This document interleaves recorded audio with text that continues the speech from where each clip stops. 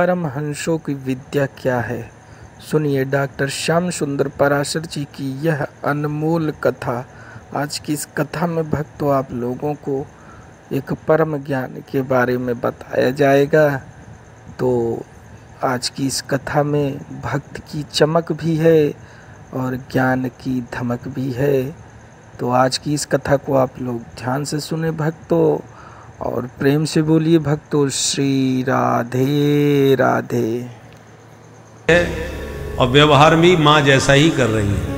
मुझे गोद में लेके अपना स्तनपान कराया इसने, तो मौसी ने माँ जैसा काम किया है, तो गति भी इसको माँ जैसी ही मिलनी चाहिए। इसलिए लेभे गतिम धातृचिताम, धात्र्योचित माँ के समान गति मौसी मान के पूतना को भी प्रभु ने प्रदान कर दी। कंबा दयालुम शरणम ब्रजेम, ऐसा परम दयालु संसार में दूसरा कौन होगा जो किसी के दोष देखते ही नहीं।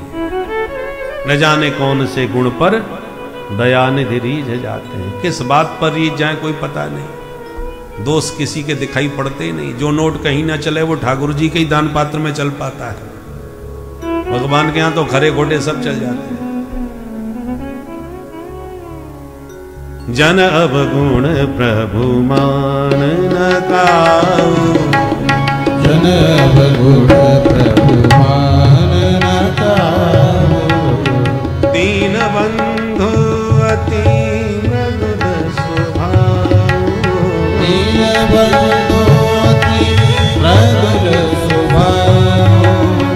दीन बंधु अति मृदुल स्वभाव।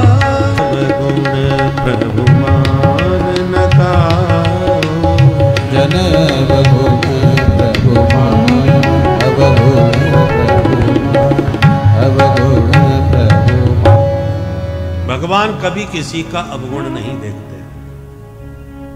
जब ये बात इस श्लोक के माध्यम से सुखदेव जी ने सुनी तो एकदम दीवाने हो गए। बोले वाह, देखने का ही छल छबीला नहीं है, स्वभाव भी बड़ा गजब का है, ऐसा दूसरा कोई हो ही नहीं सकता। दौड़ के आए। आत्मा रामाश्च मुनयो निर्ग्रंथा अप्यरुक्रमे, कुर्वन्त्य हेतु किं भक्ति हितम भूत गुणो हरि। जो आत्मा राम थे, आत्मनि रमनते, अपने आत्म स्वरूप में ही रमण करते। निर्ग्रंथा, जिनके जीवन में कोई गांठ शेष नहीं रह गई थी, जिनकी सारी ग्रंथियां खुल चुकी हैं। विद्यते हृदय ग्रंथि निर्ग्रंथा, अथवा संग्रह परिग्रह की ग्रंथियों से भी जो विनिर्मुक्त हैं। बहुत से लोग घर परिवार दुनियादारी छोड़ देते हैं, फिर भी कहते हैं महाराज कुछ गांठ में है कि सब छोड़ दिया। माने संग्रह। परंतु सुखदेव जी के पास तो कोपीन की ग्रंथि भी नहीं है, संग्रह की ग्रंथि भी नहीं है, शिखा सूत्र की भी ग्रंथि भी नहीं है। सन्यासी बन गए।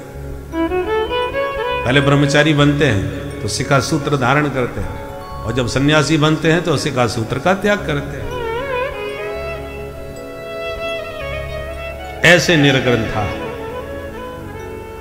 और निर्ग्रंथा अपि, सारी ग्रंथियों से मुक्त होते हुए भी भक्तिम कुर्वन्ति, भगवान की भक्ति कर रहे हैं। प्राय लोग भक्ति कब करते हैं? जब उन्हें कुछ चाहिए भगवान से। और सुखदेव जी को क्या चाहिए? कुछ भी नहीं चाहिए। जब कुछ भी नहीं चाहिए तो फिर भक्ति क्यों कर रहे हैं? कुर्वन्त्य हेतुकीम भक्ति, अहेतुकीम भक्तिम कुर्वन्ति। वो भक्ति किसी वस्तु को पाने के लिए या कुछ उपलब्धि के लिए नहीं कर रहे, अहेतु की भक्ति है।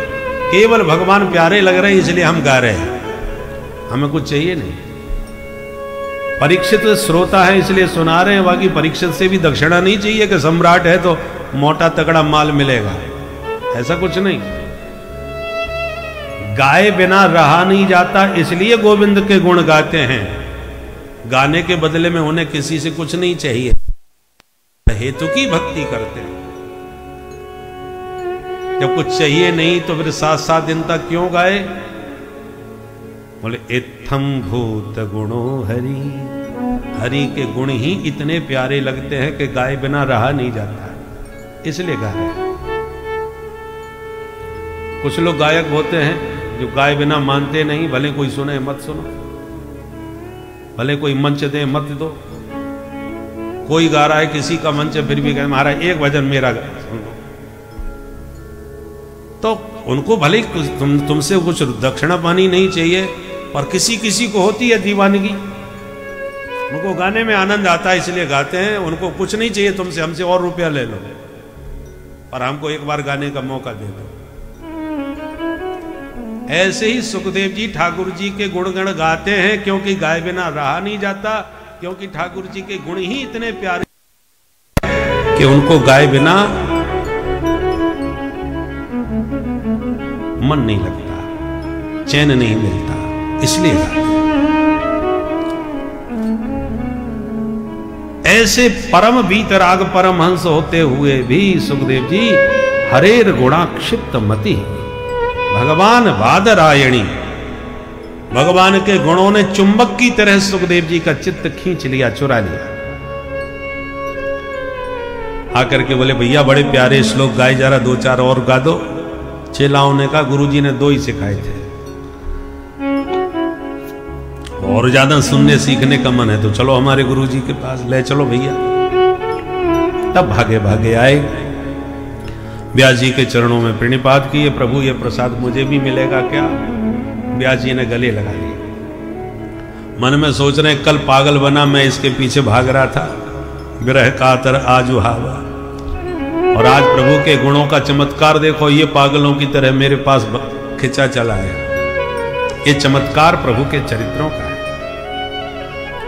अध्यगान महदाख्यानम, विस्तार पूर्वक संपूर्ण श्रीमद् भागवत अपने प्रिय पुत्र को पात्र समझ करके सुनाई। पुत्र होने के नाते नहीं, प्राय ज्ञान खल भारत में ऐसे हुए जिनके पास ज्ञान बहुत था और किसी को दिया नहीं, क्योंकि हमारा पुत्र ये ज्ञान प्राप्त करेगा, हमारी वंश में ये ज्ञान की परंपरा आगे बढ़ेगी। पुत्र नालायक निकला, क्योंकि जो वस्तु सहज सुलभ होती है उसकी कीमत नहीं होती। तो बेटा सुनना नहीं चाहता ज्ञान, बाप बेटे को ही देना चाहता है, दूसरे को देना नहीं चाहता। ऐसे लोगों को शास्त्रों में भागवत में ही ज्ञान खल कहा गया है। सरस्वती ज्ञान खले यथा सती। ज्ञान खल माने जो अपना ज्ञान किसी को दान न करे। तो पुत्र में पात्रता न हो, और जिसमें पात्रता है उसे आप देना न चाहो, तो ऐसे ज्ञान खलों की विद्या उनके साथ ही समाप्त हो जाती है, चली जाती है। क्योंकि दूसरे को देना नहीं चाहते और पुत्र लेना नहीं चाहते। परंतु सुखदेव जी ने इसलिए अपने पुत्र को, सुखदेव जी को एक विद्या का दान नहीं किया, मेरा बेटा है मेरी धरोहर संभालेगा ना। परमहंसों की संहिता है और मेरे पुत्र के समान परमहंस इस समय कोई नहीं है, इसलिए यही इस विद्या का पात्र है। इसलिए अपने प्रिय पुत्र को पात्र समझ करके ये अमृत पिलाए। पुत्र होने के नाते नहीं, पात्र होने के नाते। और तब इस रस को आत्मसात करके सुखदेव जी ने फिर राजा परीक्षित को यह अमृत पान कराया।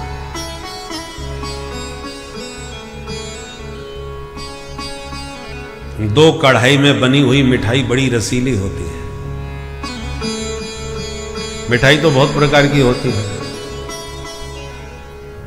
दो कढ़ाई में मतलब जैसे जलेबी, इमरती, रसगुल्ला, पहले तो सेका जाता है एक कढ़ाई में, सिक के तैयार होता है, फिर चाशनी की दूसरी कढ़ाई में डाला जाता है, तब वो रस भर करके तैयार होता है। ऐसे श्रीमद् भागवत की इस जलेबी को पहले व्यास जी ने बना के सेक के तैयार किया, और फिर सुखदेव जी जैसे परमहंस के हृदय की चाशनी में थोड़ी देर तक इसे डाल के रखा, और फिर सुखदेव जी के मुखार बिंद से जब परीक्षित को निमित्त बना करके परोसना प्रारंभ किया, तो इस भागवत की रसीली मिठाई को जिसने पाया वही इसका दीवाना होता चला गया। सौनकादि ऋषियों ने पूछा कि जो गोदोहन काल से अधिक टिक नहीं सकते, ऐसे सुखदेव जी 7 दिन तक बैठ करके परीक्षित को कथा कैसे कैसे सुना दिए।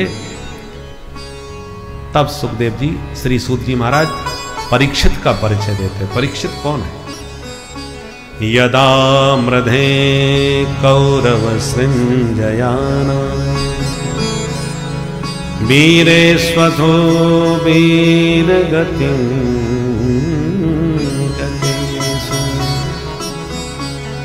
ब्रकोदरा विद्ध गदाभिमर्श भगनो रुदंडे धृतराष्ट्रपुत्रे।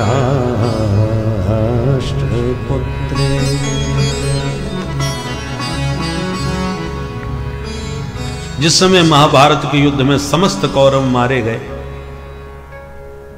अंतिम युद्ध में भीमसेन ने दुर्योधन की जंघा को तोड़कर उसे घायल छोड़ दिया और विजय का शंख बजाते पांडव अपने शिविर की ओर जाने लगे। भगवान बोले रुको, हमने युद्ध जीता है महाभारत का, इसलिए अब विजय महोत्सव मनाएंगे हम लोग।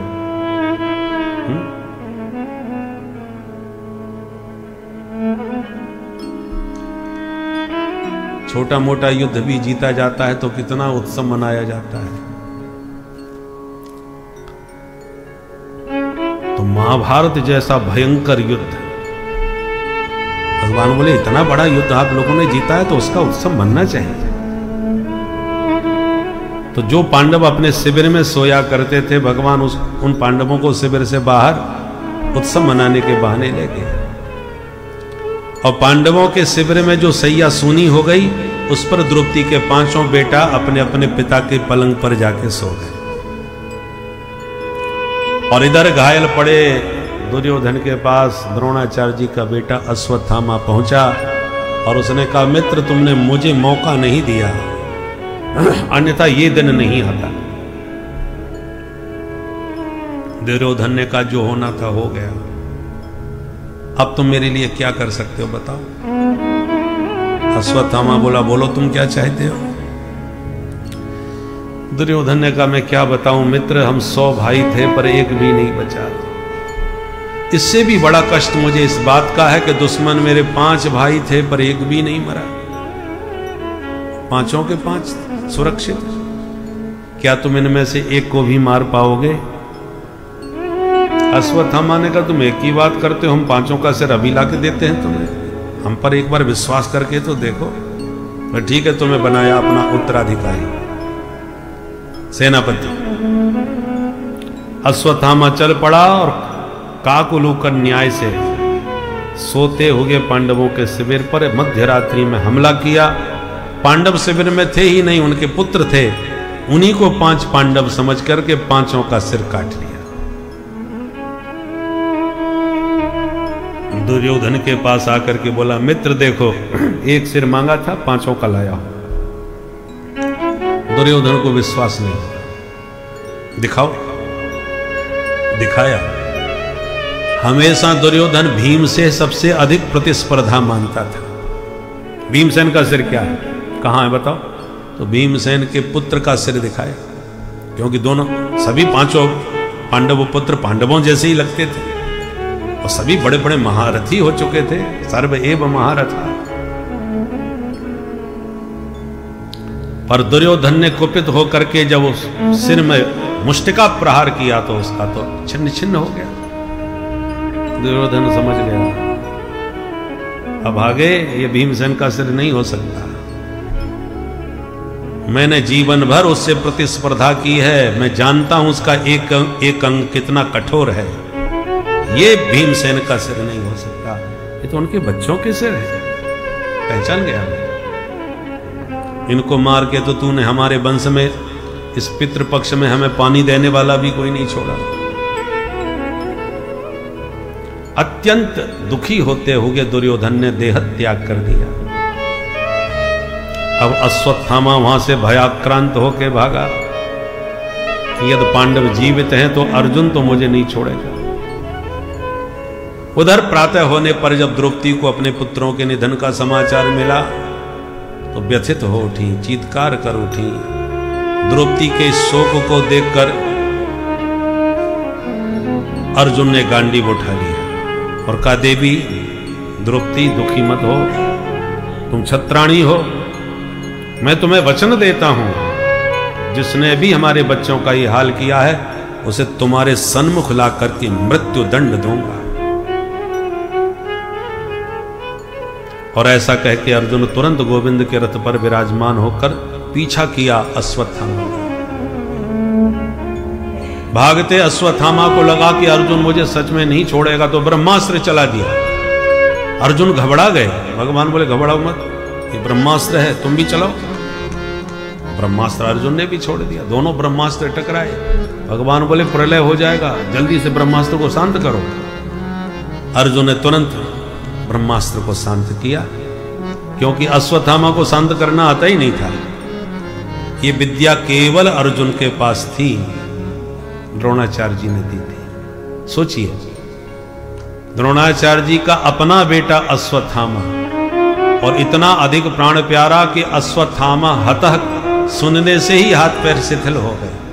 इतना प्राण प्यारा बेटा, फिर भी उसको वो विद्या नहीं दी जो अर्जुन को दी, क्योंकि अश्वत्थामा उसका पात्र नहीं था, अर्जुन उसका पात्र था।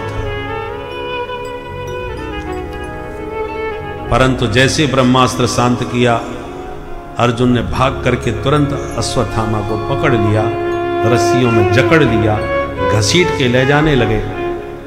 भगवान बोले, बांध के कहां ले जा रहे हो? ब्रह्म बंधु में मम जही, इस अधम ब्राह्मण को अभी इसी वक्त समाप्त कर दो। अर्जुन ने कहा, मैं छोड़ूंगा तो नहीं सरकार, परंतु मैं चाहता हूं इसको द्रौपदी के सामने मारूं ताकि उसका हृदय शीतल हो। मैंने उसे वचन भी दिया था।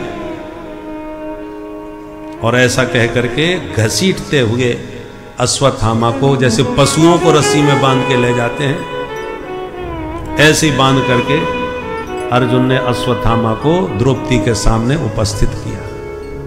देवी द्रौपदी, देखो ये रहा तुम्हारे पुत्रों का हत्यारा, बोलो क्या दंड देना चाहोगी? पर जैसी द्रौपदी की दृष्टि अश्वत्थामा पर पड़ी, जो अत्यंत दुखी हृदय से सिर झुका के खड़ा हुआ था, लज्जित हो रहा था। अवांग मुखम कर्म जुगुप्सितेन,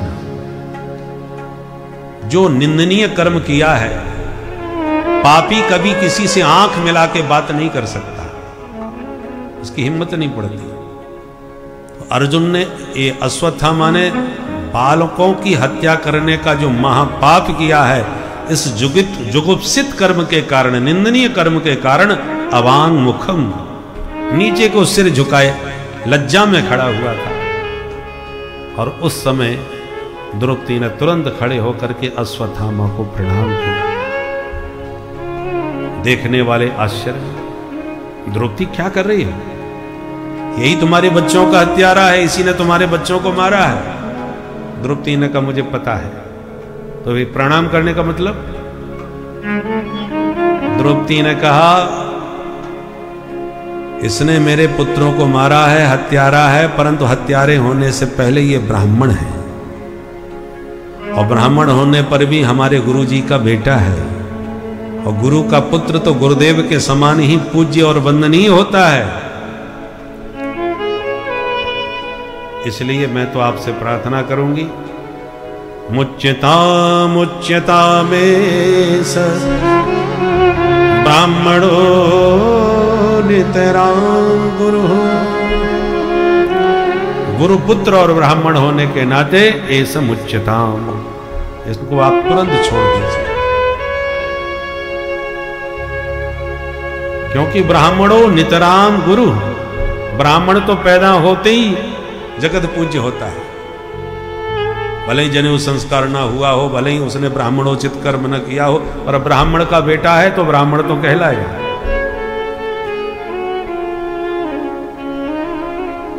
ब्राह्मणों नितराम गुरु, जन्म से ही पूज्य होता है। पूज्य विप्र सकल गुणहीना।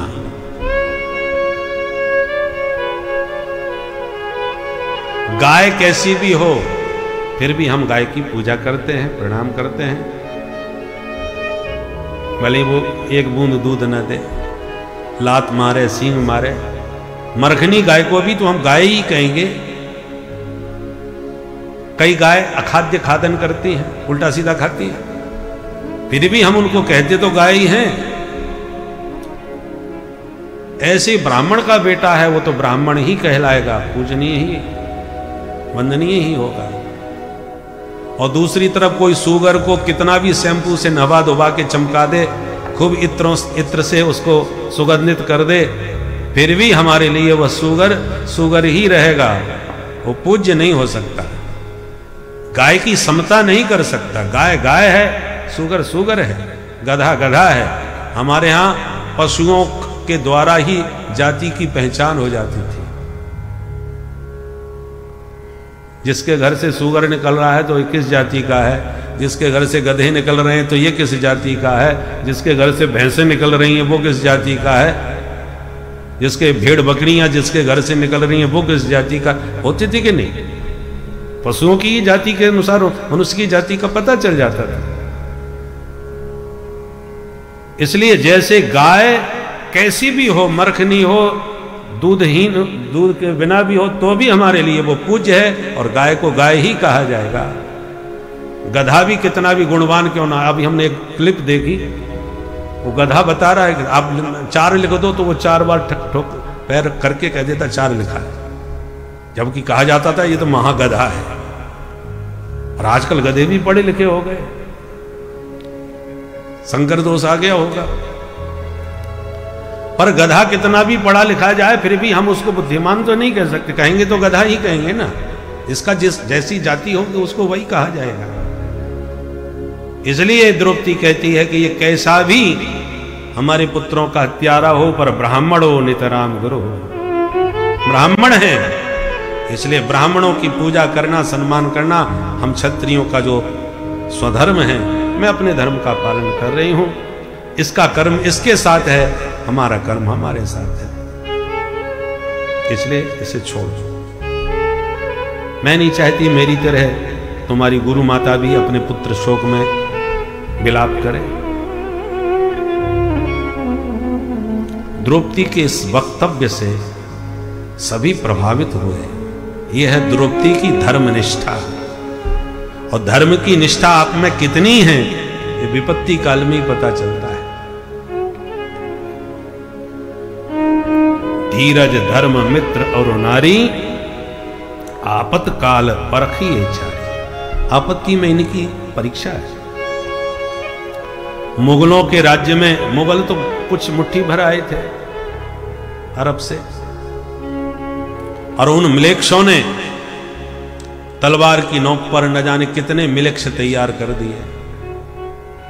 आज जितने मिलेक्षों की संख्या है वो पूर्व के हिंदू ही थे, भारतीय हिंदू थे, जो उन मिलेक्षों के डर से, भय से धर्म छोड़ करके मिलेक्ष बन गए। और आज वो सनातनी हिंदू भी हैं जिन्होंने सिर कटवा दिया पर चोटी और सूत्र नहीं कटने दिया। उस आपत्ति काल में भी अपने धर्म का निर्वाह किया। वे सनातन धर्म के हिंदू आज भी हैं। परंतु जो उनके डर से हिंदू म्लेच्छ बन गए, वो म्लेच्छ उनसे भी ज्यादा खतरनाक आज हमारे देश में हमारे लिए खतरा बन चुके हैं। वो उनसे भी ज्यादा खतरनाक हो गए। वो स्वयं जानते हैं कि हम हिंदू थे, डर के मारे हमारे पूर्वज म्लेच्छ हो गए। ये जानते हुए भी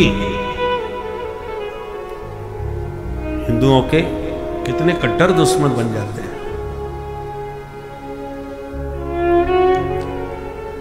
युधिष्ठिर जी द्रौपदी के वक्तव्य से बहुत प्रभावित होकर के बोले, द्रौपदी बिल्कुल ठीक कह रही है अर्जुन, मैं भी यही कहूंगा, जो हुआ सो हुआ, अब अश्वत्थामा को छोड़ दो। ब्राह्मण है, मारना ठीक नहीं। भीमसेन की आंखें लाल, तुम सब छोड़ दो पर मेरे हाथ से तो ये जिंदा नहीं बचेगा। अर्जुन बोले मैं भी नहीं छोड़ूंगा, मैं भी प्रतिज्ञा किए बैठा हूं। अब क्या करें? युधिष्ठिर जी और द्रौपदी कहते हैं छोड़ दो, भीम और अर्जुन कहते हैं हम नहीं छोड़ेंगे। मतभेद हो गए, मार दिया जाए कि छोड़ दिया जाए, क्या करें? अर्जुन ने प्रभु को इशारा किया, प्रभु अब आप ही बताओ, मेरी तो बुद्धि काम नहीं कर रही, मैं क्या करूं? भगवान ने संकेत में इशारे में कहा, हमने तुमसे तभी कहा था जब तुमने इसको पकड़ा था, इसको यही निपटाओ। हमारी बात पर ध्यान नहीं दिया, अब ये धर्म संकट आ गया। अरे आतताई जहां मिले वहीं टपकाओ, पकड़ के लाओगे समस्या बढ़ाओगे।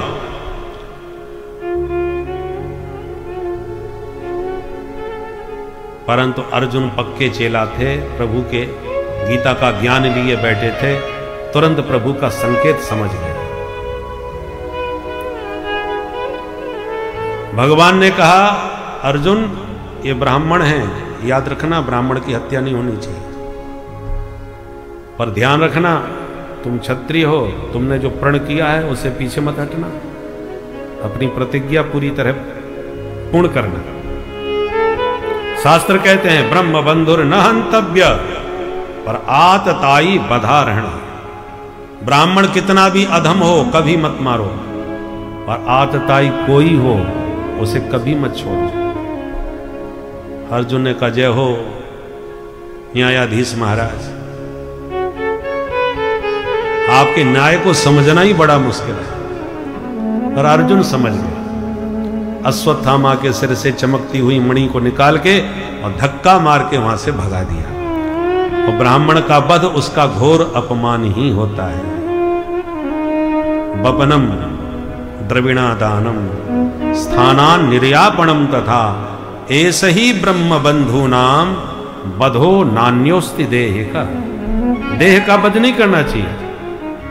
स्थानान निर्यापणम, धक्का मार के निकाल दो, घोर अपमान कर दो। ब्राह्मण का यही वध है, यही मृत्यु है, क्योंकि ब्राह्मण सम्मान का भूखा होता है प्रमुख रूप से। जहां उसका तिरस्कार अपमान कर दिया वो जीते जी मर गया। अश्वत्थामा अपमानित होकर के वहां से निकला, परंतु मन में ठान लिया कि अब इस वंश में किसी को नहीं छोड़ूंगा, बचा भी तो कोई नहीं। फिर ध्यान आ गया, अभिमन्यु वीर गति को प्राप्त हो गया, पर उसका बेटा पैदा होने वाला है जो उसकी पत्नी उत्तरा के गर्भ में, वो नष्ट हुआ तो इनका सारा वंश समाप्त हो जाएगा। ऐसा विचार करके वंश बीज नष्ट करने के संकल्प से ब्रह्मास्त्र छोड़ दिया अश्वत्थामा ने उत्तरा के गर्भ पर। और इधर भगवान पांडवों से विदा मांग रहे थे, भैया बहुत दिन हो गए आपके बीच, अब हम चलेंगे अपनी द्वारिका।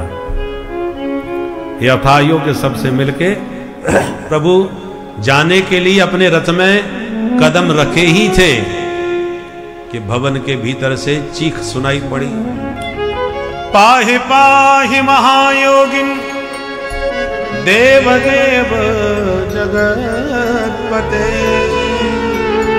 नान्यं पद भयं पश्ये यत्र मृत्यु परस्पर। केशव पाहि मां, हे द्वारका नाथ रक्षा करो। उत्तरा की वाणी सुन के भगवान समझ गए अश्वत्थामा की करतूत है, पांडव वंश नष्ट करना चाहता है। भगवान ने तुरंत अंगुष्ठ मात्र रूप बना के उत्तरा के गर्भ में प्रवेश किया, गर्भ में बैठे परीक्षित को दर्शन दिया, आते हुए ब्रह्मास्त्र को शांत किया, और परीक्षित ने गर्भ में ही प्रभु की छवि को निहार कर हृदय में बसा लिया। भगवान पुनः प्रकट होके मां मुस्कुराने लगे। उत्तरा तो भाव विभोल हो गई, कंठावरुद्ध हो गया, कुछ बोल न सकी, और भगवान सभी को अभय दान दे करके पुनः चलने को रथ में बढ़े। बुआ कुंती ने तुरंत प्रभु के चरण पकड़ लिए। भगवान बोले, बुआ ये उल्टी गंगा मत बहाओ, आप मेरी वंदनिया बुआ हो और मुझे प्रणाम कर रही हो। कुंती बुआ बोली मैं अपने भतीजे को प्रणाम नहीं कर रही, आज मैं अपने भगवान को प्रणाम कर रही हूं। और 26 श्लोकों में बहुत प्यारी स्तुति गाई है। नमस्ये पुरुषं त्वाद्यं ईश्वरं प्रकृते परम् अलक्ष्यं सर्वभूतानां अन्तर्बहिरवस्थितम्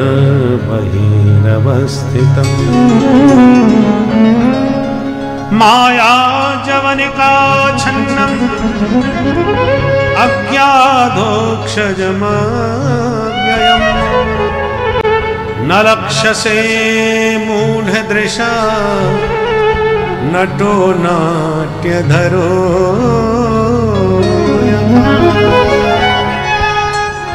तथा परमहंसानां मुनीनामभलात्मनां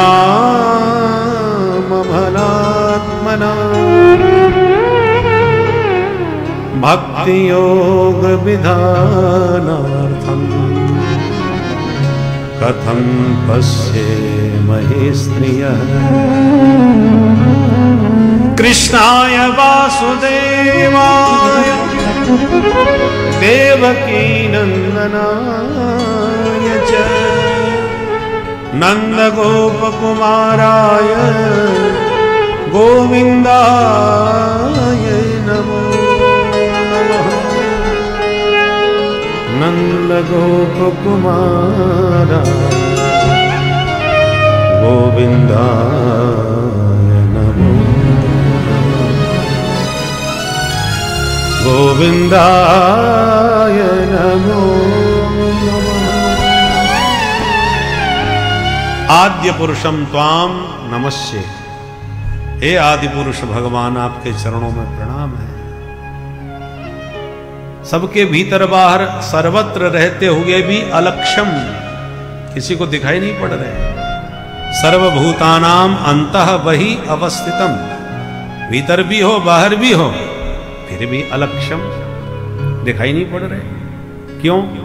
माया जवनिका छन्नम, माया के घूंघट में पर्दे में अपने आप को आपने छुपा रखा है। रीझ जाते हो करने पकड़ लिया। सारे ब्रजवासी अजगर को मार रहे हैं, बाबा को बचा रहे हैं, और कन्हैया आराम से बैठे। नंद बाबा ने देखा सारे ब्रजवासी बचाने में जुटे, कन्हैया नजर नहीं आ रहे। देखा तो दूर कन्हैया है। तब नंद बाबा ने प्रार्थना करी, सर्पो माम कृषते तात प्रपन्नम परिमोचय। कन्हैया बेटा, मुझको बड़े भारी सर्प ने पकड़ राखो है, मैं तेरी शरण में हूं लाला, मेरी रक्षा कर दे।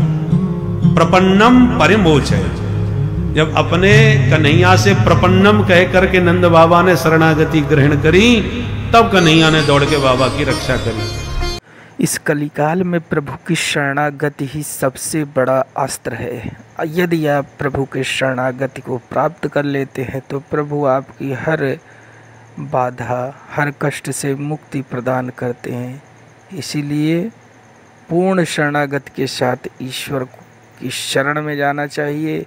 उनकी शरण में होकर अपने पापों से क्षमा मांगनी चाहिए, अपने पापों की, कि अब तक हमने जितना भी अपराध किया उसके लिए प्रभु हमें क्षमा कीजिए, हम आपकी शरण में हैं। और प्रभु ने तो इसको शास्त्रों में भी कहा है कि कोई भी कितना भी अधम पापी हो, यदि हमारी शरणागति में आ गया है तो उसका उद्धार किए बिना मैं निश्चिंत नहीं बैठता। तो इसीलिए प्रभु की शरणागति बहुत ज़रूरी है। आप अपने आप को उनकी शरण में करिए, बस यही इस कलिकाल में उद्धार का सबसे प्रमुख मार्ग है। तो इस कथा को आगे भी सुनते रहिए और प्रेम से बोलिए भक्तों श्री राधे राधे। मैंने आपको रक्षक माना तो आपने मेरे बच्चों को भी बचाया, मुझे भी बचाया। भगवान बोले जरा बताना मैंने आपकी रक्षा कब करी, कहाँ करी? तो गिनाने लगी बुआ। विशान महाग्ने पुरुषा ददर्शना असत सभाया वनवास कृच्छ्रतः मृदे मृधे नेकमहारथास्ततो द्रोण्यस्य तश्चास्म हरेभिरक्षिता। मेरे पुत्र भीम को जहर के लड्डू खिलाए, आपने उससे बचाया। लाक्षा भवन में हम सबको जलाने का षड्यंत्र रचाया, आपने बचाया। पुरुषार्थ अदर्शनार्थ, जो बड़े बड़े पुरुषों को, मानवों को नरभक्षी राक्षस खा जाते थे, ऐसे हिडिंबासुर आदि राक्षसों से वन प्रदेश में आपने हमारी रक्षा करी, बच्चों को बचाया। और ये संकट तो कभी कभी आते रहे, परंतु जब युद्ध छिड़ गया महाभारत का, तो पग पग पर प्रतिपल संकट हमारे बच्चों के सामने था। और मृधे मृधे नेक महारथास्ततो, अनेक महारथी वीरों से, पितामह भीष्म द्रोणाचार्य जैसे मगरमच्छों से मेरे बच्चों की आपने महाभारत के समर में रक्षा करी। और अभी अभी आपने मेरे बुझते हुए वंश के दीपक को आपने बचा लिया, अन्यथा अश्वत्थामा के ब्रह्मास्त्र से मेरा वंश दीपक बुझने वाला था। इसलिए प्रभु एक अनुभव मैंने अच्छी तरह कर लिया। क्या? जब हमारे जीवन में विपत्ति होती है तब आप हमारे सामने खड़े होते हैं, जब जब विपत्ति पड़ती, और जब विपत्ति समाप्त हो जाती है, दूर हो जाती है, सुख समृद्धि में हम आते हैं, सो आप हमसे राम राम करके भाग जाते हो। तो विपत्ति ही यदि आपके सानिध्य का हेतु है, तो मैं आज यही वरदान मांगूंगी, विपदः सन्तु न सस्वत तत्र तत्र जगद्गुरु। हे जगद्गुरु श्री कृष्ण, जब तक जीवित रहूं सदा सर्वदा मेरे जीवन में आपदा विपदा आती रहे। भगवान बोले, बुआ विपत्तियों से पेट नहीं भरा, जीवन भर विपत्तियां आपने उठाई हैं, फिर भी विपत्ति मांग रही हो, क्या मिलेगा इससे? बोले, भवतो दर्शनम यत् स्यात्, विपत्ति से आपके दर्शन मिलते हैं। अच्छा, मेरे दर्शन से क्या मिलेगा? अपुनर्भव दर्शनम, जब आपके दर्शन मिल जाते हैं तो भव दर्शन समाप्त हो जाता है, संसार विस्मृत हो जाता है। संसार तभी तक चिपकता है जब तक चित्त में चितचोर नहीं चिपके, और जिनके चित्त में चितचोर चढ़ जाते हैं, संसार अपने आप छूट जाता है। कब छूट गया, कैसे छूट गया, पता ही नहीं चलता। यही तो चमत्कार है। इसलिए भक्त सदा सर्वदा भगवान में चित्त लगाने का प्रयास करते हैं, क्योंकि करते करते जिस दिन चित्त पे, हृदय पर वो हरि जम जाएंगे, उस दिन संसार कब छूटा, कैसे छूटा, आपको पता ही नहीं चलेगा। जैसे मीरा का संसार छूट गया, मेरे तो गिरधर गोपाल, परिणाम दूसरों न कोई, तात मात भ्रात बंध्र सब छूट गए। ऐसे हमारे सदगुरुदेव भगवान ने एक बहुत सुंदर पद प्रेम बल्लरी नाम के ग्रंथ में, तो स्मरण आ गया, चलो गुनगुना लेते हैं।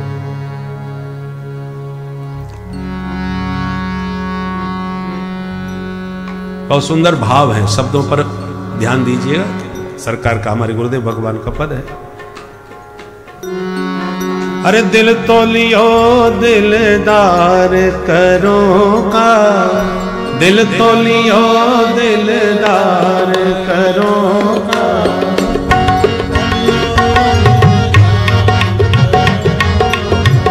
दिल तो लियो दिलदार करोगा, दिल तो लियो दिलदार करोगा, मैं और मोर सबई ले लीनो, मैं और मोर सबई ले लीनो, मैं और मोर सबई ले लीनो, मैं और मोर सबई ले लीनो, कहाँ गयो घर द्वार करोगा, कहाँ गयो घर द्वार करोगा, दिल तो लियो दिलदार करोगा, दिल तो लियो दिलदार करोगा, अहमता ममता सब छोड़ा दी, मैं और मोर सबई ले लीनो। जिस दिन वह दिल में दिलदार आता है, मैं मेरा सब लूट लेता है। इतना ही नहीं, छूट गए सिगरे संबंधी, छूट गए सिगरे संबंधी, छूट गए सिगरे संबंधी। छूट गए सिगरे कौन? संबंधी, पति पुत्र परिवार करोगा, पति पुत्र परिवार करोगा, दिल तो लियो दिलदार करोगा। दिल तो लियो पति पुत्र सब छूट जाते हैं, दिल तो लियो दिलदार करोगा। दिल तो लियो दिलदार करोगा। संपत्ति सवै विपत्ति सी भासती, संपत्ति सवै विपत्ति सी भासती, जिस संपत्ति के लिए दुनिया प्राण प्राण से पीछे पड़ी हुई है, वही संपत्ति विपत्ति की तरह भारभूत लगने लगती है। संपत्ति सवै विपत्ति सी भासती, विपत्ति सवै विपत्ति सी भासती, राग रंग दुख भार करोगा, राग रंग दुख भार करोगा। दिल तो लियो दिलदार करोगा, दिल तो लियो दिलदार करोगा। नयन विषय बनी राघव रसिया, नयन विषय बनी राघव रसिया, नयन विषय बन राघव रसिया। नयन विषय बनी राघव रसिया, चोर उचित हमारे करोगा, चोर उचित हमारे करोगा, चोर उचित हमारे करोगा। चोर उचित हमारे करोगा, दिल तो लियो दिलदार करोगा, दिल तो लियो दिलदार करोगा। सीता रमण रमावत सब कहाँ, सीता रमावत सब कहाँ, राम शब्द का अर्थ क्या है? तो सब में रमण करें। सीता रमण रमावत सब कहाँ, सीता रमण रमावत सब कहाँ, तही ते राम पुकार करोगा, तही ते राम पुकार करोगा। दिल तो लियो दिलदार करोगा, दिल तो लियो दिलदार करोगा। हर क्षण हंसे भले जग मोही, हर्षण हंसे भले जग मोही, श्री हर क्षण हंसे भले जग मोही। हर्षण हंसे भले जग मोही, हमरो है रिझवार करोगा, हमरो है रिझवार करोगा, हमरो है रिझवार करोगा। हमरो है रिझवार करोगा, दिल तो लियो दिलदार करोगा, दिल तो लियो दिलदार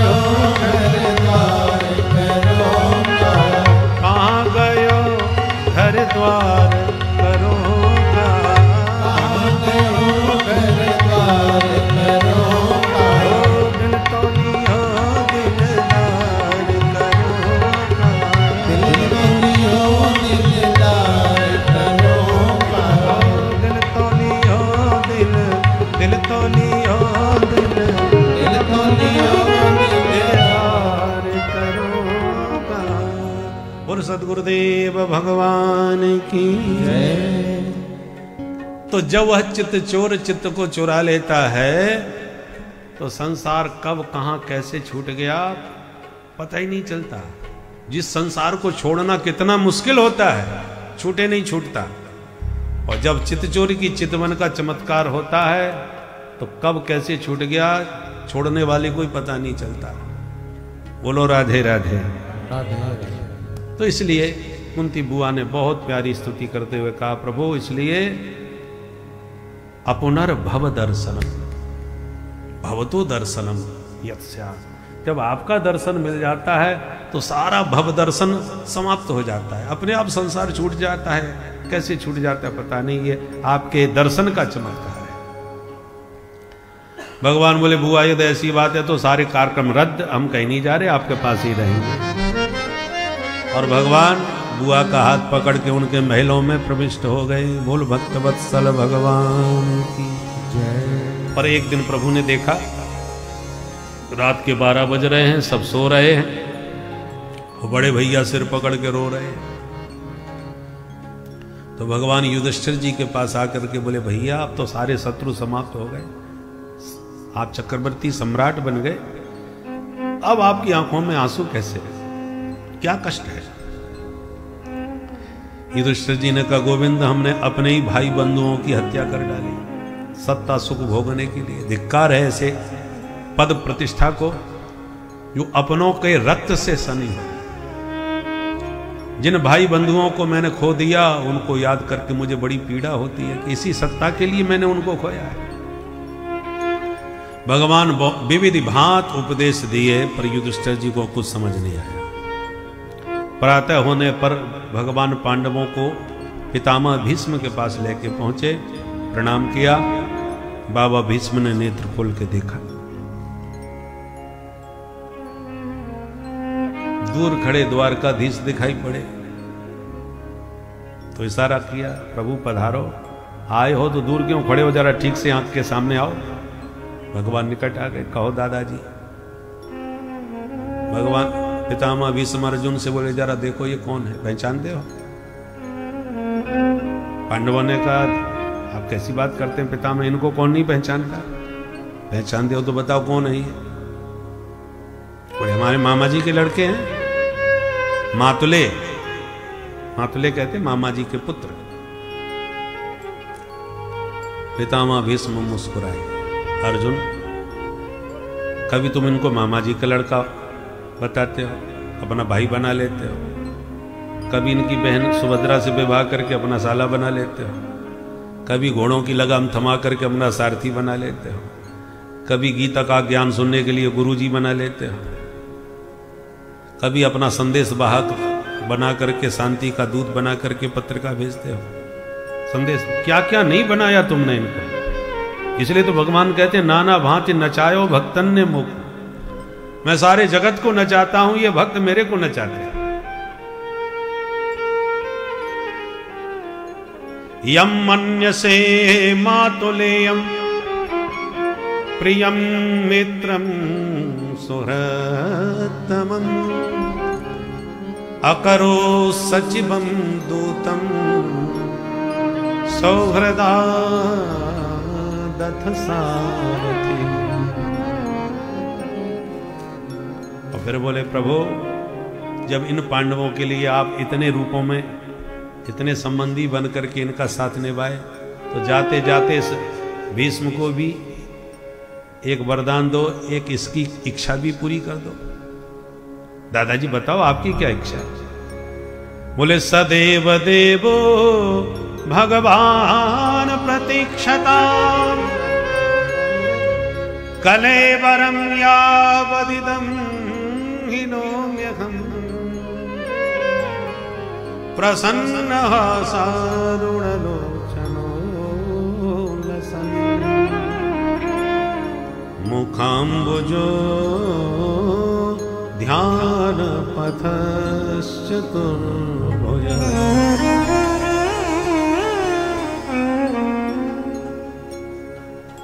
हे द्वारकानाथ, मेरी अंतिम इच्छा यही है कि यावत अहम इदम कलेवरम न हिनोमि, जब तक इस कलेवर को, शरीर को मैं इस धरती पर त्याग करके मैं नहीं जाता, तावत भवान प्रतीक्षताम, तब तक आप प्रतीक्षा करना, मेरे सामने बस ऐसे ही खड़े रहे, क्योंकि बाणों की सैया पर लेटकर मैंने आपकी प्रतीक्षा की है, और इतनी प्रतीक्षा के बाद आप मेरे पास पधारे हो, तो प्रतीक्षा में कैसा लगता है, थोड़ी सी प्रतीक्षा आप भी करके देखो। जब तक न जाऊं तब तक जाना मत। भगवान ने मन में सोचा, ये तो इच्छा मृत्यु का वरदान लिए बैठे हैं, जब मरने की इच्छा होगी तब मरेंगे, और 2-4 महीने के लिए कार्यक्रम कैंसिल कर दिया तो हमारी तो लग गई ड्यूटी यहीं पर। कब तक खड़े रहेंगे भाई? मुंह लटका के भगवान से। भगवान बोले ठीक है दादाजी। बाबा ने टोक दिया, सुनो सुनो, ये लटका हुआ मुंह नहीं देखना हमको।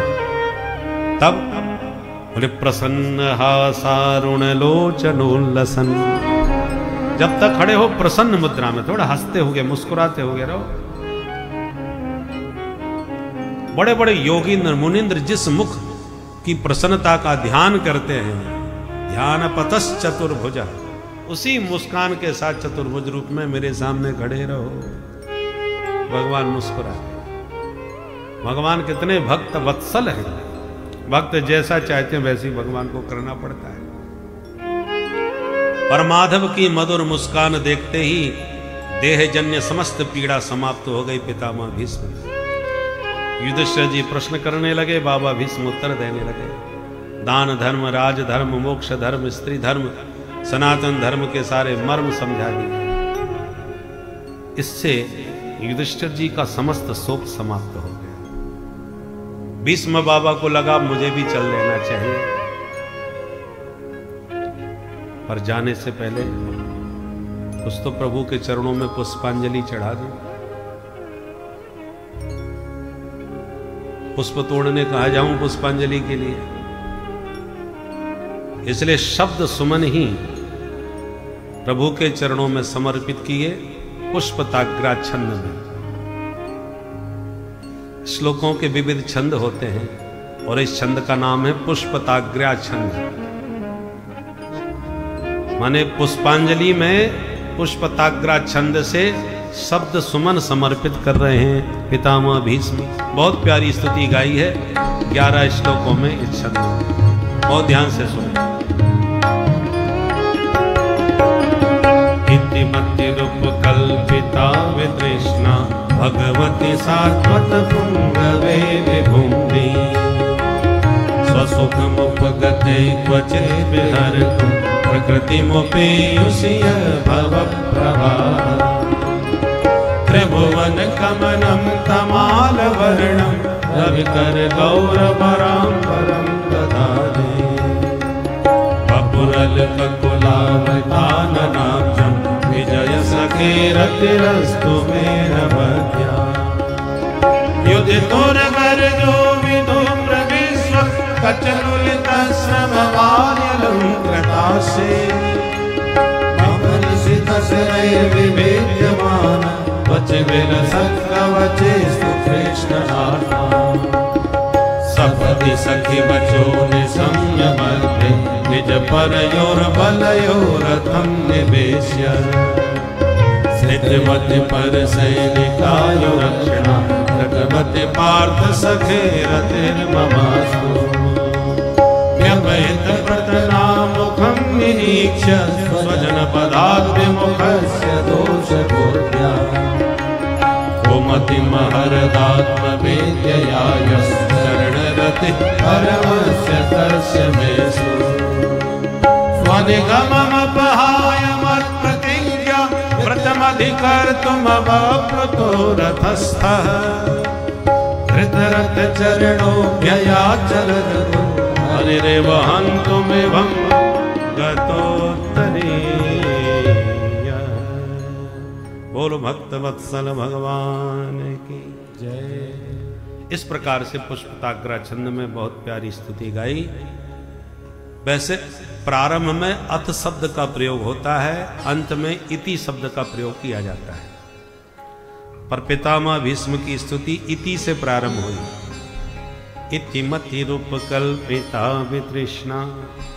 क्यों? पितामह भीष्म कहना चाहते हैं कि मैं जो अब बोल रहा हूं सरकार, ये मेरे शब्दों की इति है, अंतिम शब्द हैं। अब इसके बाद कुछ बोलना नहीं, कहना सुनना सब समाप्त, अंतिम वचन। और केवल वचनों की ही इति नहीं है, इन श्वासों की भी इति, इस जीवन की इति।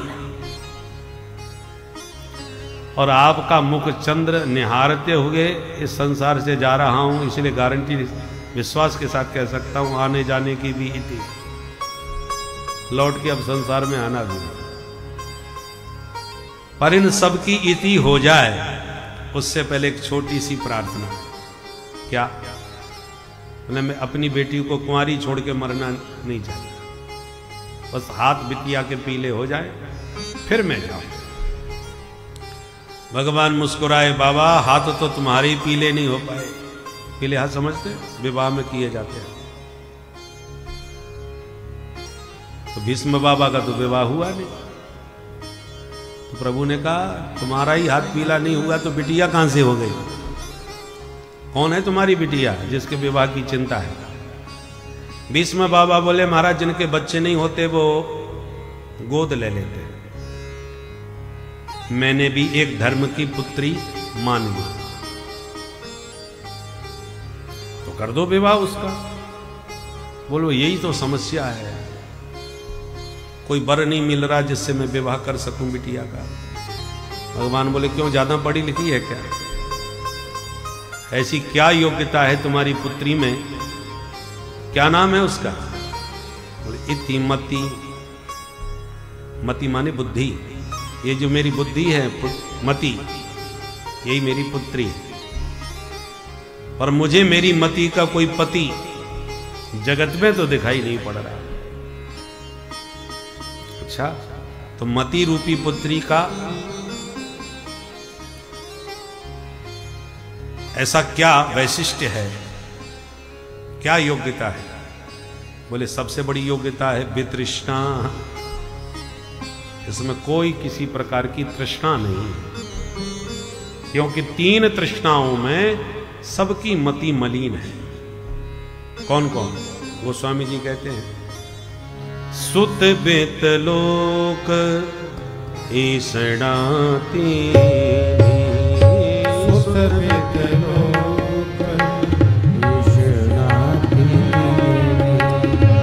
सुत बेत लोक ईसणाती, सुत बेत लोक ईसणाती, कहीं के मति इन कृत न मलिनी, के मति कृत न मलिनी, कहीं के मति इन कृत न मलिनी,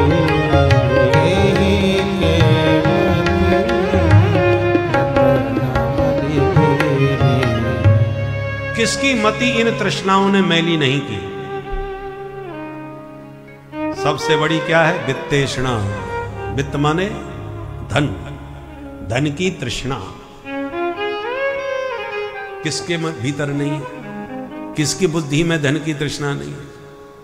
हर समय बुद्धि पैसा के लिए ही विचार करती रहती है, कहां से माल आवे, कैसे कमाए, कहां से लाए।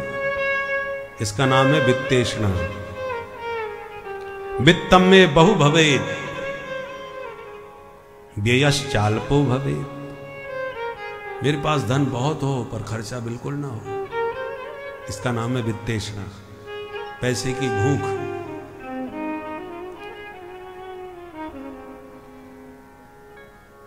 चमड़ी चली जाए पर दमड़ी ना जाए। पैसे में इतनी अधिक आसक्ति कि कितना भी कष्ट आ जाए पर पैसा ना जाए।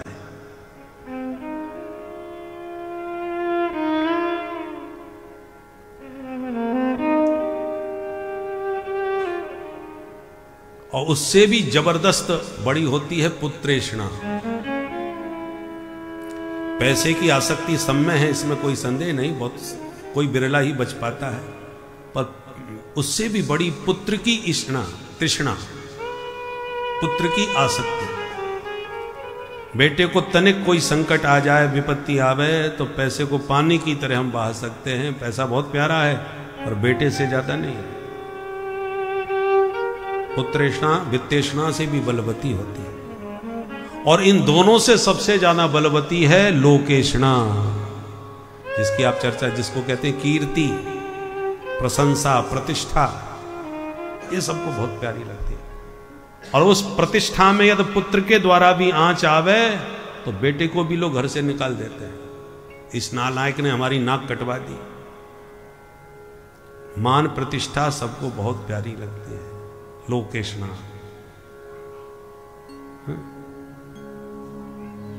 संसार में सब जगह हमारी प्रशंसा हो, सब लोग हमारी महिमा गावें कि भाई खानदान तो इनका है, परिवार तो इनका है।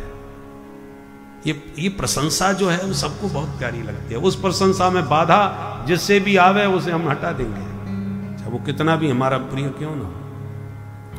और प्रशंसा के लिए अब कितना भी पैसा बहाना पड़े तो बहा देंगे। हमको तारीफ मिलनी चाहिए, प्रशंसा, प्रतिष्ठा मिलनी चाहिए। ये तीन तृष्णाएं हैं जिससे कोई जगत का जीव नहीं बचा। पर पितामह भीष्म छाती पर हाथ रख के कहते हैं, मैं मति वितृष्णा, मेरी बुद्धि इन तीनों तृष्णाओं से मुक्त है सरकार। इसलिए परम पवित्र है, परम विशुद्ध है। और ऐसी निर्मल मति का पति जगत में कोई नहीं।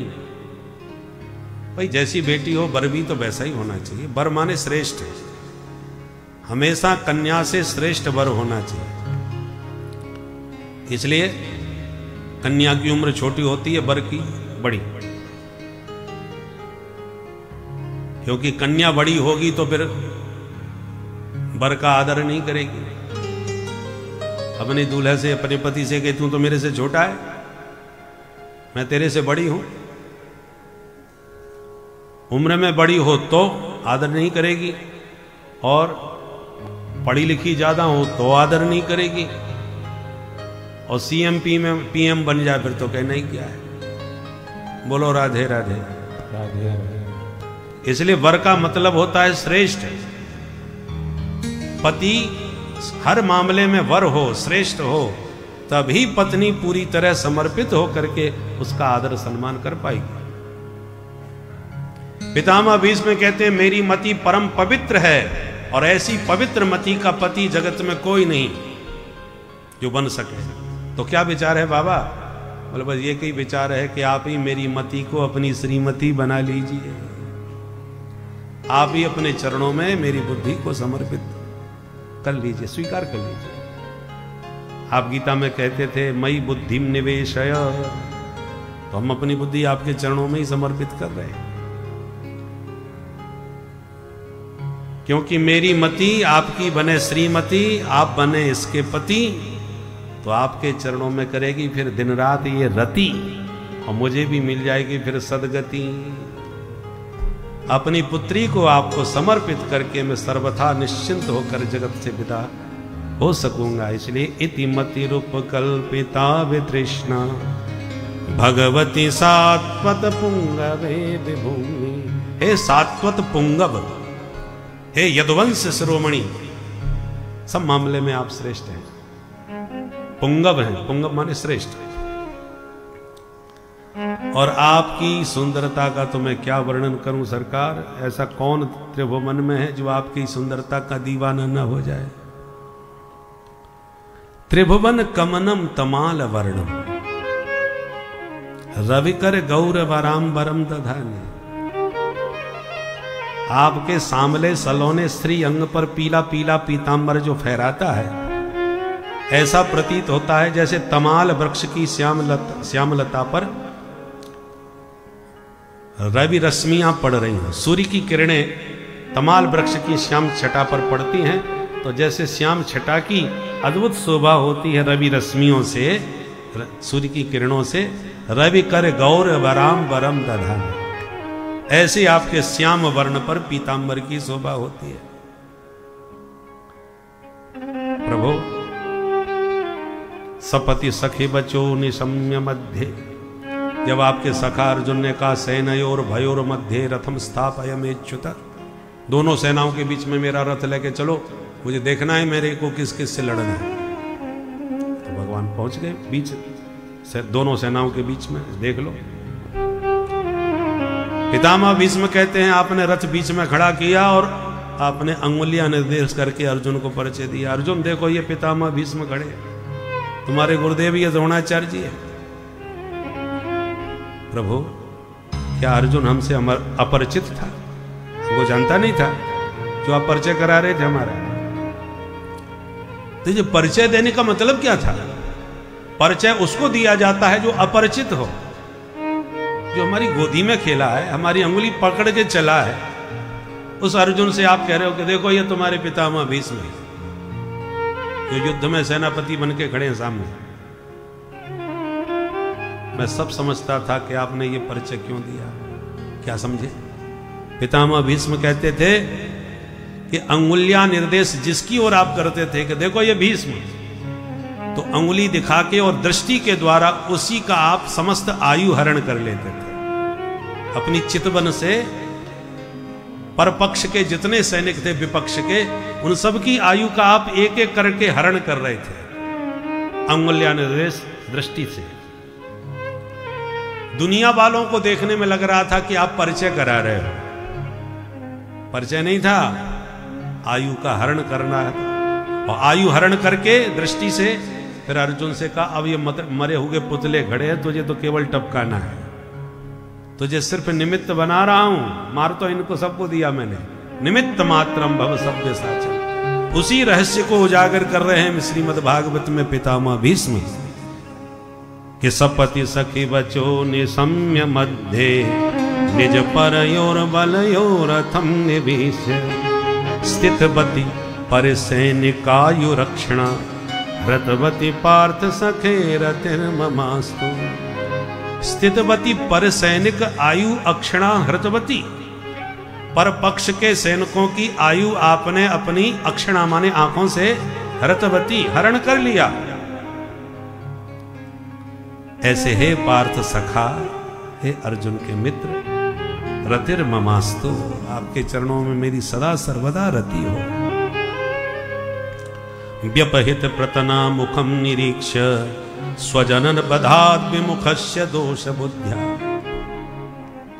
जब अर्जुन ने अपने स्वजनों को, अपने ही पितामह भीष्म और गुरुदेव आदि परिवार के लोगों को, परिजनों को विपक्ष में खड़ा हुआ, शत्रु पक्ष में खड़ा हुआ देखा, तो स्वजन बधात विमुखस्य, अपने सगे संबंधियों के बध से विमुख हो गया कि मैं नहीं लड़ सकता इनके साथ। क्यों? दोष बुद्धिया, बुद्धि में मोह आ गया, मोह ग्रसित बुद्धि हो गई, मति हो गई। इसलिए स्वजन बधात विमुखस्य, सगे संबंधियों के बध से विमुख हो गया। अर्जुन धनुष बाण रख दिए, मैं नहीं करूंगा युद्ध, मैं इनको नहीं मार सकता। उस समय आपने कुमतिम अहरत आत्मविद्यायस्, आत्मविद्या भगवद गीता का उपदेश दे करके अपने सखा की कुमति का तुरंत अपहरण कर लिया, उसकी कुमति को दूर कर दिया। चरण रति परमस्य तस्य मेस्तु, ऐसे है योगेश्वरेश्वर श्री कृष्ण आपके चरणों में सदा सर्वदा मेरी रति बनी रहे।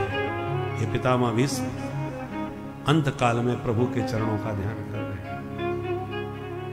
और फिर अपना भी स्मरण करते, प्रभु वो दिन मैं नहीं भूल सकता जब मेरे प्रण को रखने के लिए आप अपना प्रण छोड़ चुके थे। स्वनिगमम अपहाय मत प्रतिज्ञाम, मेरी प्रतिज्ञा थी कल के युद्ध में अर्जुन का प्राण जाएगा या प्रभु का प्रण जाएगा। इतने भक्तवत्सल प्रभु हैं कि भक्तों के लिए अपने प्रतिज्ञा, अपने वचन का भी त्याग कर देते हैं। प्रभु अपने भक्त की महानता को बढ़ाने के लिए प्रभु अपने आप को भी कभी कभी नीचवा दिखा देते हैं। तो इसीलिए भक्तों, इतने करुण वत्सल प्रभु के होते हुए भी यदि हमारा मन उनकी शरण में ना जाए तो यह एक अभिशाप ही है। हमें चारों तरफ से अपने मन को हटाकर ईश्वर की शरणागति में अपने मन को लगाना चाहिए, उनके समक्ष अपने आप को समर्पित करना चाहिए, जिससे कि हमारा जीवन भी एकदम सुखमय और हमारा लक्ष्य की, इसे मानव जीवन लक्ष्य की प्राप्ति हमें हो। इसीलिए भक्तों अपने मन को दृढ़तापूर्वक ईश्वर की भक्ति में लगाइए और प्रेम से बोलिए भक्तों, श्री राधे राधे। भार उतारने के लिए मैं आ रहा हूं। तब से वसुंधरा पृथ्वी निश्चिंत थी, प्रभु ने वचन दिया है आएंगे मेरा भार उतारेंगे। पर आज जब पृथ्वी ने देखा कि अवतार लेने से पहले मुझे प्रण दिया था, अपना वचन दिया था भार उतारने का, परंतु अभी अभी युद्ध के प्रारंभ में एक प्रतिज्ञा करी थी मैं अस्त्र नहीं उठाऊंगा, और अब अस्त्र उठा लिया इन्होंने, वचन तोड़ दिया अपना। तो अभी अभी युद्ध प्रारंभ हुआ, इतने कम समय की प्रतिज्ञा इनको याद नहीं रही और तोड़ दी। तो मुझे दिया हुआ वचन तो बहुत पुराना है, ये पक्का भूल गए होंगे। जैसे इसे तोड़ दिया वैसे उसे भी तोड़ देंगे। तो घबरा गई बेचारी पृथ्वी, अभी तक निश्चिंत थी, अब चिंता में पड़ गई कि इसी तरह मेरा प्रण भी तो नहीं भुला दिया इन्होंने। तो माधव ने तुरंत गतोत्तरीय अपना उत्तरीय नीचे डाल दिया, उत्तरीय वस्त्र पीतांबर नीचे गिरा दिया। क्यों? पृथ्वी कांप रही थी, तो भगवान ने पीतांबर को कहा जाओ इसको समझाओ क्यों घबरा रही है, इसकी प्रतिज्ञा मुझे भली भांत विदित है, याद है, न घबराए, भक्तों का आदर रखने के लिए लीला चल रही है। तो मानो पीतांबर ने उछल करके पृथ्वी को समझाया, आश्वासन दिया। तो चलत गुह पृथ्वी जब कांप गई तो गतोत्तरीय, उत्तरीय ने भगवान को, भगवान के जितने भी वस्त्र आभूषण है ना सब चिन्हमय होते हैं, प्राकृतिक नहीं है। पीतांबर ने मानो पृथ्वी को आश्वासन दिया, समझाया। हरि एवं हंतुम एव, आप मुझ पर जो मारने के लिए झपटे थे, पितामह भीष्म कहते हैं एव माने हाथी और हरि माने शेर। हरिरेव हंतुम एवं हरि हंतुम एव, जैसे शेर हाथी को मारने के लिए झपटता है, ऐसे आप मुझे मारने के लिए झपटे थे और आपका पीतांबर नीचे गिरा था। वो चमचमाता हुआ आपका क्रोधमय मुखमंडल आज भी मेरे चित्त में बसा हुआ है। और इस प्रकार विविध भांत भगवान की सुंदर छवि का चिंतन स्मरण करते करते पितामह भीष्म महारास में अपने मन को ले गए। ललित गति विलास बल गुहास प्रणय निरीक्षण कल्पतो।